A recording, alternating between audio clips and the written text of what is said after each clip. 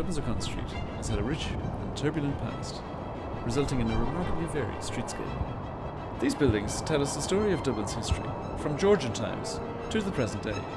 Taken together, they represent a fascinating architectural ensemble of considerable beauty.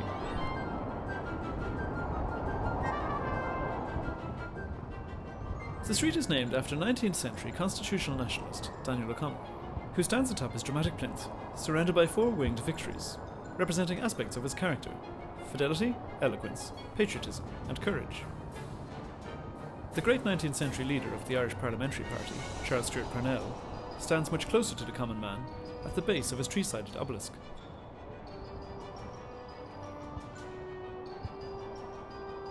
The Spire of Dublin by Ian Ritchie Architects was constructed in 2003.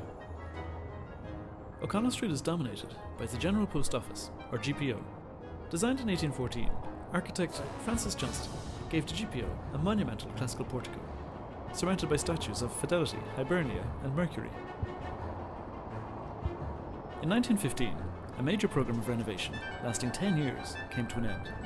Within a year, the building was a burnt-out shell, having served as the rebel headquarters during the 1916 Rising. The job of renovation fell to the Free State government, who reopened the building, minus its royal coat of arms, in 1929.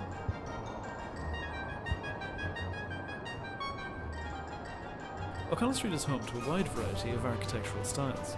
Number 42 is the last remaining Georgian townhouse on the street. In the wake of the Easter Rising, it was decided to rebuild the lower end of the street in a neoclassical style, with uniform parapet heights and cornice levels. The resulting terraces are very distinguished examples of early 20th century commercial architecture. Following the Civil War, buildings on the upper end of the street were replaced with a more simplified classical style. These buildings are more uniform, but some, such as the Gresham Hotel, have a certain urbane panache.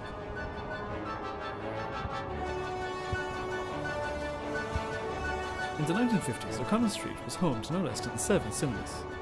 Of these, only the Savoy remains. Built in 1929, the Savoy originally had one auditorium with a capacity for 3,000 people. Across the road, the Carlton was built in 1937 with a striking Art Deco facade. Other cinemas located on O'Connell Street included the Metropole, the Ambassador, the Pillar, the Astor, and the Grand Central. The atmosphere of 1950s commercial Dublin lives on in some stunning neon signs, for example the Happy Ring House of 1952. The changes that have come to O'Connell Street are part of its fascination. The northwest side of the street contains several sites awaiting redevelopment. I believe modern buildings can be just as powerful as their predecessors.